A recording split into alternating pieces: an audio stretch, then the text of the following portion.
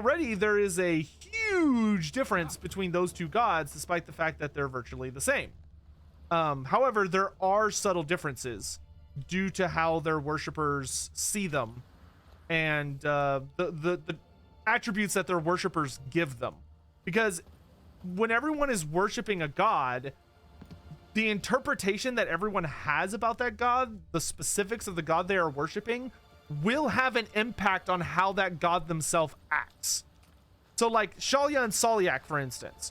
Shalya and Salyak are both goddesses of healing.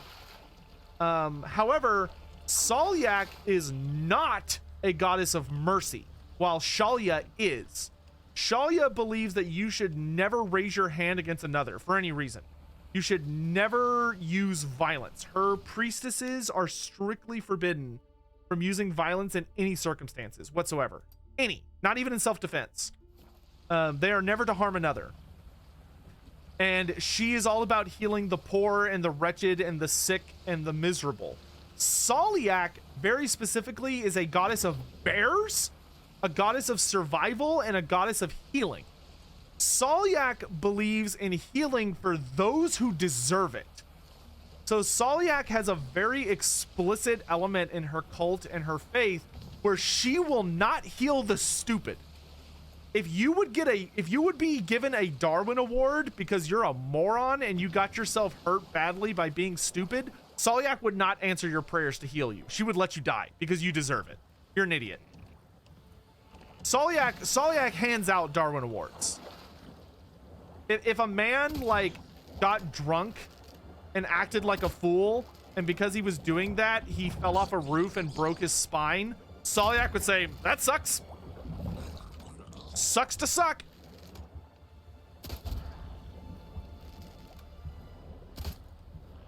Meanwhile, if the same happened with Shalya, Shalya would be like, oh, you poor thing. Oh, you sweet poor thing. So Shalyans are according to their stricture, are to oppose the forces of Nurgle in any way that they can, but even then they're still not allowed to use violence. They themselves, they can advocate for it, and they can be like, they can try and get somebody else to do it, but they themselves are not to raise a weapon.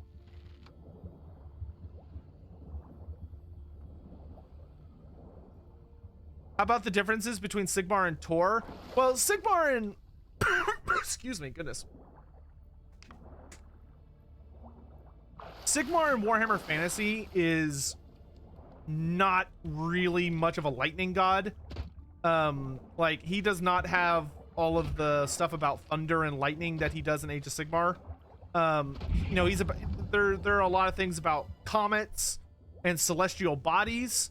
There are a lot of things. Sigmar is most accurately understood as the god of the Empire. So he is the god of the concept of the Empire, and is the god that represents everything that is good about the Empire and like the unification of men under the Empire and the rule of the Empire. However, he is Tor is a god of thunder, a god of storms, who represents like the incredible power of the storms that appear on the Oblast. So they are quite different.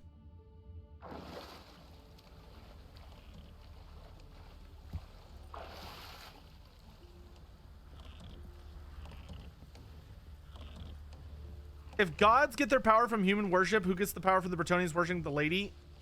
It seems to it's Lilith. That the answer would be Lilith, though it's complicated.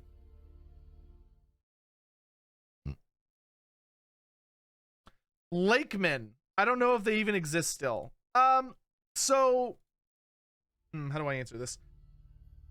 Technically, you could say that Lakemen absolutely still exist, because there is nothing that says they don't exist. However, they have not shown up in anything in a super duper duper duper duper long time. Like a crazy long time. But there doesn't really seem to be any information out there suggesting they don't exist. And fish people definitely still exist. So, you know, do they exist? Probably. They're probably not like an organized species. Like they're probably not civilized, or there doesn't seem to be enough of them to be like much academia on them as far as like understanding their species or anything like that. But are there mutated monstrosities in the lakes of the old world that are very similar to beastmen and or fishmen? More than likely, yes.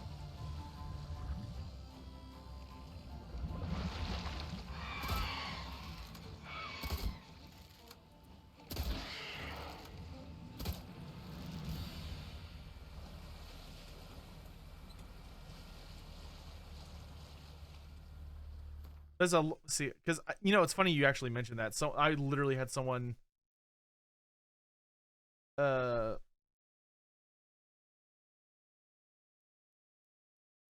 literally was talking to a bud of mine about Lakeman not that long, like very recently. Um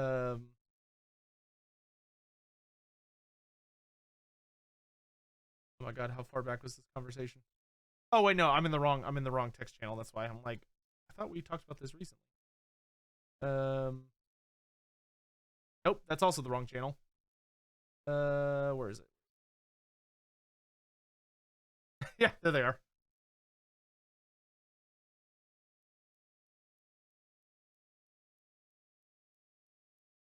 You talking? Are you asking about these guys? Here you go. You're asking about these, the merfish, or the like the really old lakemen type things?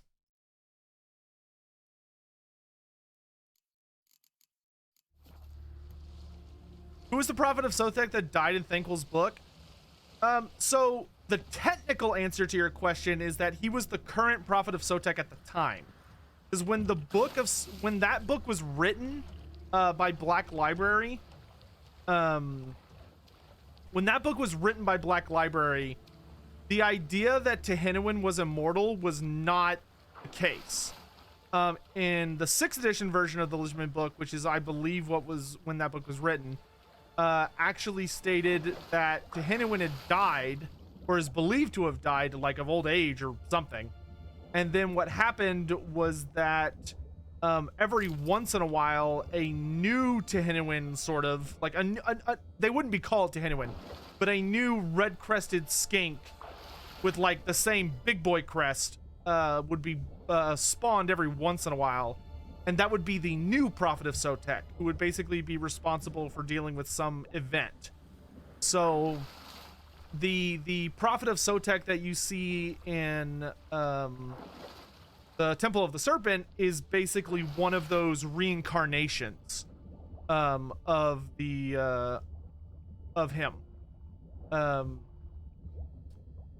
As far as how does that relate to like real Tehinawin, quote unquote, in the modern lore, basically the best way to understand that would be that he would be one of Tehinawin's like very powerful disciples. Because he's insanely strong in the book. Damn, you're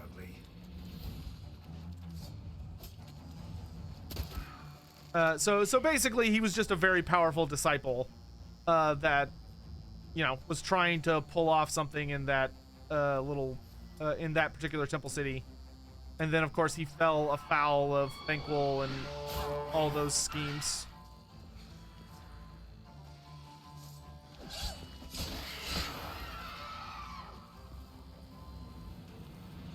Posture check? I don't want to do a posture check. Oh, the Lakemen from Bretonia? Yeah, those are still canon. Yes. Yeah, the nightmarish frogmen of Bretonia? Yeah, those are still absolutely canon. Because there's, like I said, there's nothing arguing against them. Yeah.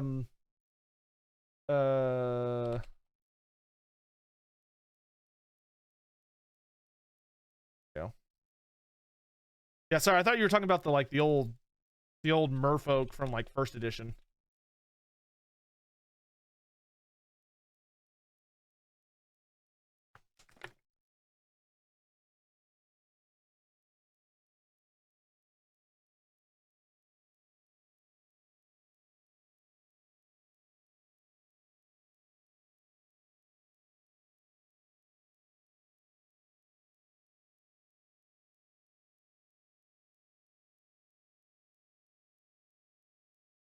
Yeah, the Lakeman. There we go.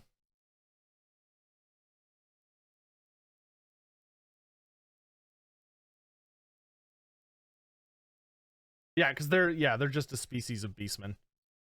Here, let me do screen sharing here. Lakemen. Aren't they just absolutely delicious looking, chat? Yeah, lakemen are a variety of beastmen found primarily in the Lion region of the Forest of Arden, though they swim out to plague the rest of southern Leoness with depressing frequency.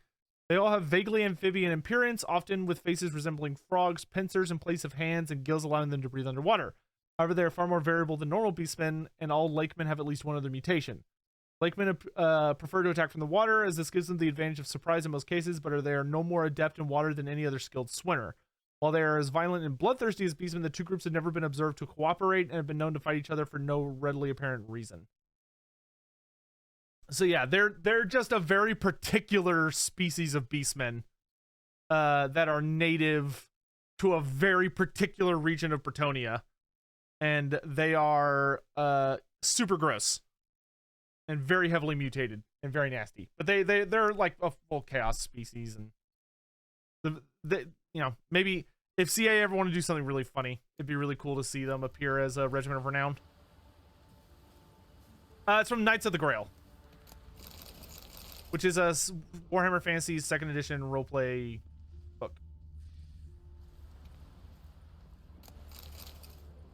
Yeah, Nathan's doing a video on Trigara, which if you want to learn more about Trigara and their modern interpretation, go watch my Monstrous Arcanum video on the Trigara, which I put out like 2 years ago.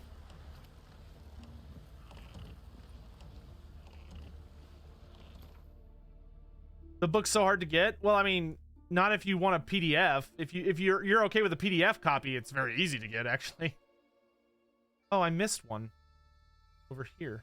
That's gonna bother me. It's okay. We'll swing back around.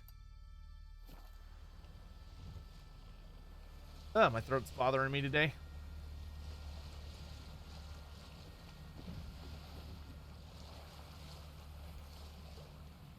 Do I know what spawning the Slum was in the Temple of the Serpent? I don't think they ever say which spawning he is.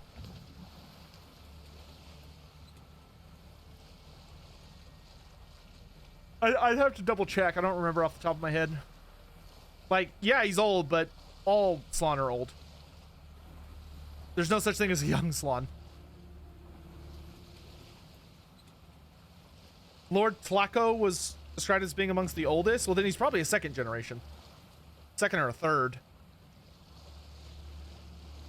He's probably a third generation. I would be surprised if he was a second generation.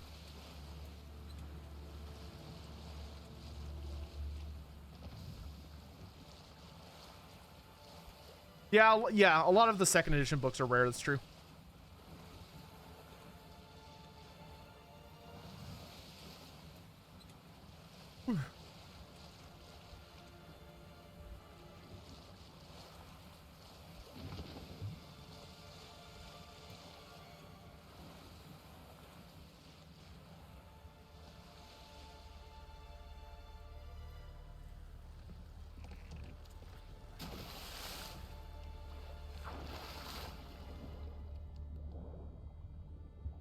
Is Lord Mazdamundi a Slann? Yes. He is the most powerful Slann that is still alive.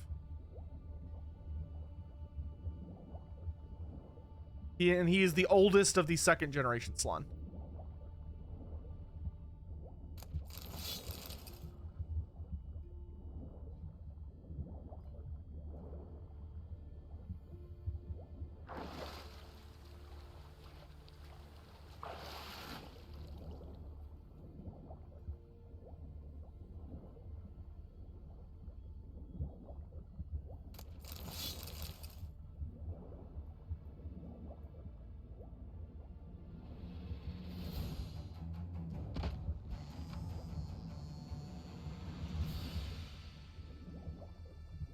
I wish they'd bring back first generation Slann for some plot reason. I mean, we have Lord Croak, who's like basically still around.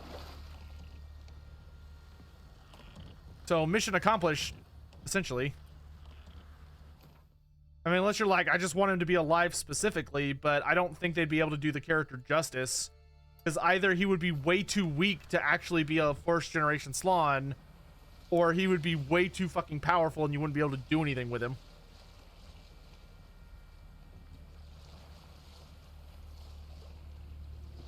Do giant frogs exist in Warhammer? Oh yeah. Giant any animal exists in Warhammer.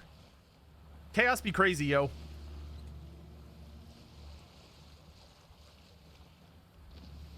In fact, I vaguely recall there being like a weird species of large frog-like things called chasm dwellers, I think.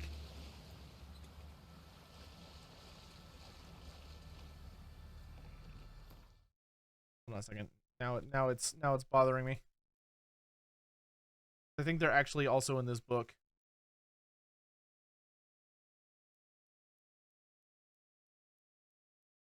I know they're in this book. I just can't remember what they look like.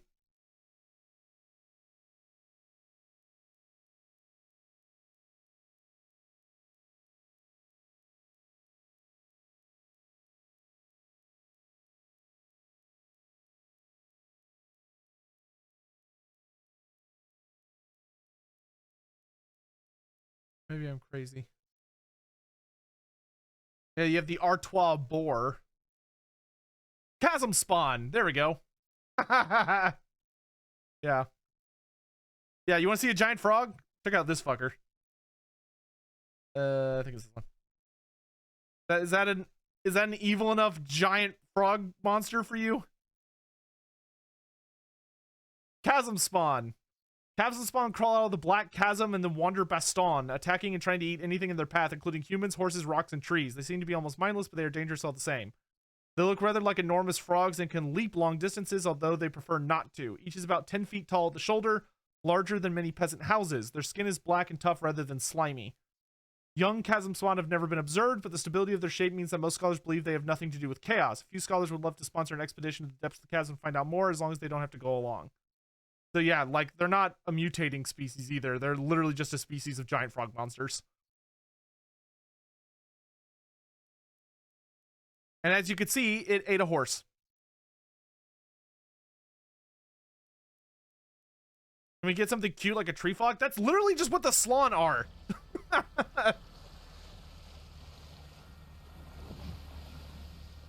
What would happen if someone called a Slann a chasm spawn? I don't know if they would have any idea what you were talking about, but I don't think you can insult a Slann very easily.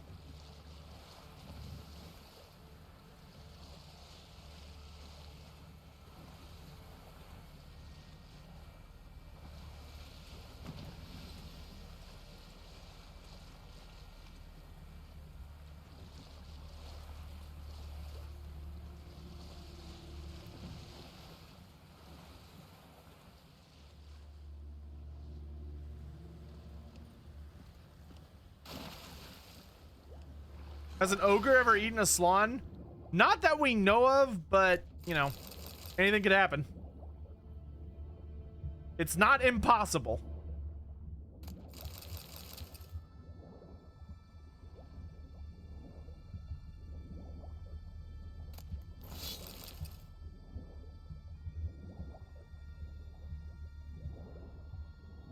Didn't Marco Colombo have a point where he realized? Well, that is older lore, but yes.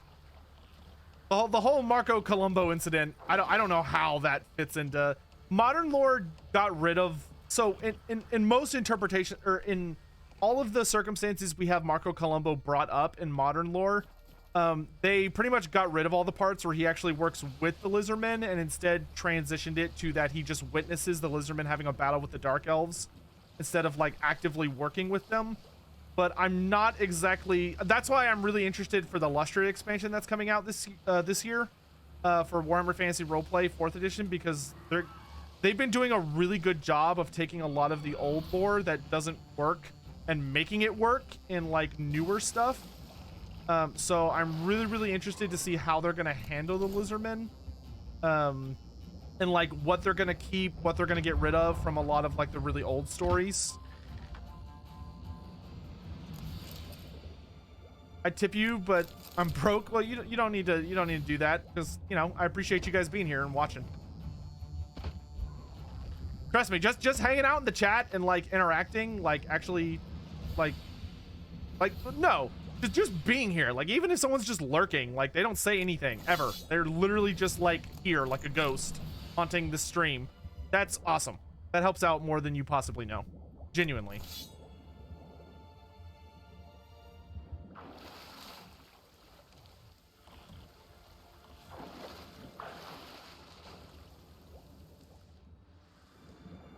The lurkers make us strong.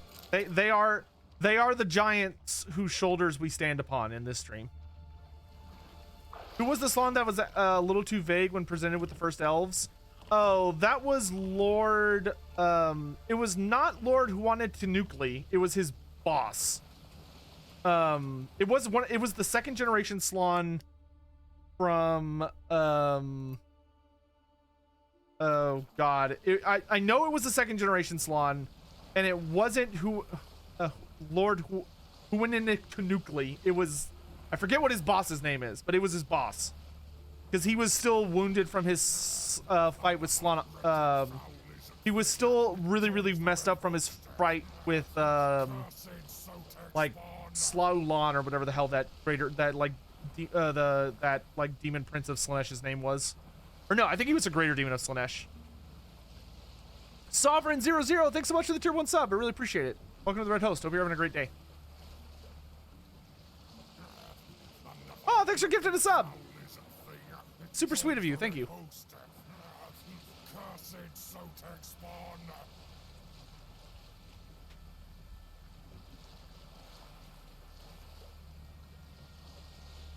Did the old ones have a purpose in creating the elves? They had a purpose for creating all of the races, which was to create a race that was capable of defeating chaos.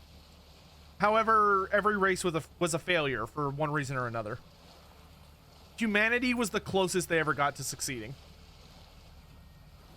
What makes warp fire so different to your average fire? Warp fire is literally like, what's the best way to describe it? Warp fire is warp stone that has been broken down into a fuel. Hey, Exapol! Thanks so much for passing it on, dude. That's super awesome of you, my dude. Really appreciate you passing on the gift sub to Shadaro. So warp fire is like warp stone that's basically been broken down into a fuel-like component that then combusts when it makes contact with the air. But it's also like sticky, so it's like napalm. So not only is it like a horrible fire that ignites on contact with oxygen that will burn you to absolute shit, but it's also a magical flame that not only burns you but also causes you to mutate. So imagine like super napalm on steroids that also gives you uber cancer.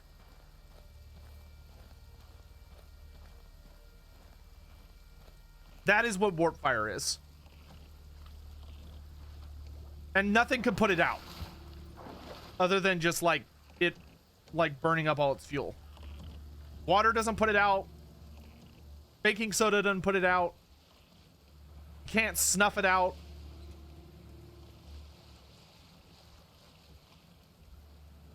Uber cancer is a very strong term. Well, thankfully, at least to my knowledge, most forms of cancer cannot cause you to grow like extra limbs or eyes or mouths or heads or all that other horrifying shit in like record time, like a matter of seconds, but warp fire absolutely can. Like it will mutate the shit out of you before you're dead. Can other magic put it out? It would have to be very powerful magic. And the magic would be far better suited to preventing it from hitting you in the first place.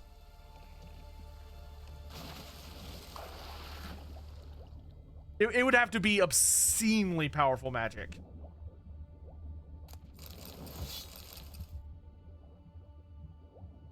And the only way it would really work is you would basically have to amputate the part of the body that got burned and then regenerate that part of the body using magic. That would be the ideal way to deal with it, assuming the host was still alive. Here, let me just where's my save?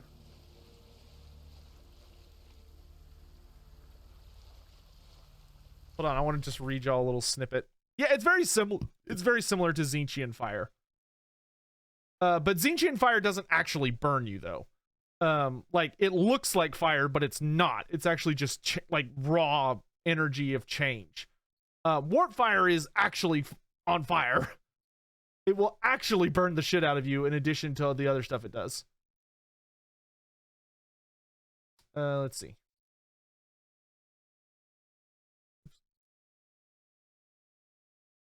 God damn it. Where's my... yeah, I have too many books out right now and everything's disorganized. Big fucking mess. Let's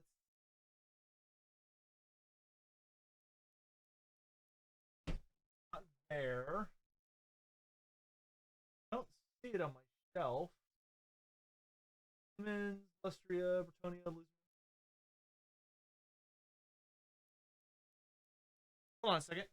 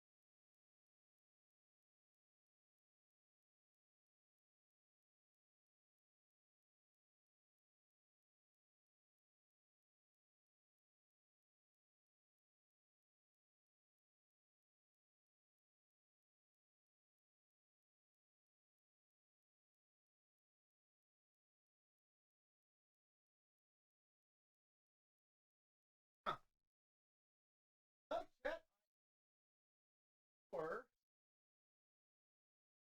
where I put it. Oh, is it maybe down there?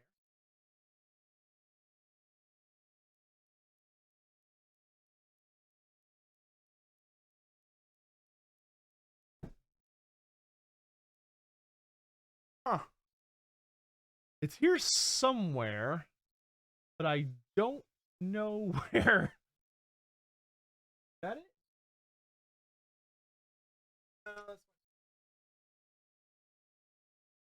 Well, I know I was looking at it just the other day. What happens when you don't always make sure to put up your research materials? Whatever.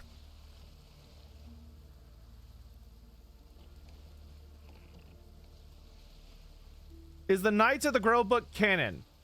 Yes, unless something in it is being disputed by a more modern source. And you may ask yourself, how would I know that? And the answer is experience. You just have to read a lot of shit.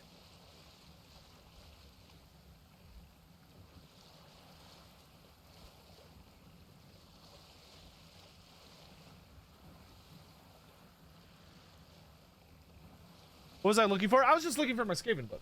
I was going to read a passage out of it about warp fire, and then I couldn't find it for some reason. Which means it likely fell behind my shelf, if I had to guess.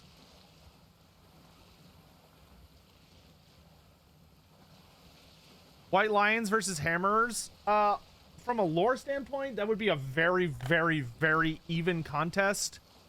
I think, generally speaking, Hammerers are going to come out on top. From like a lore perspective, but not by much.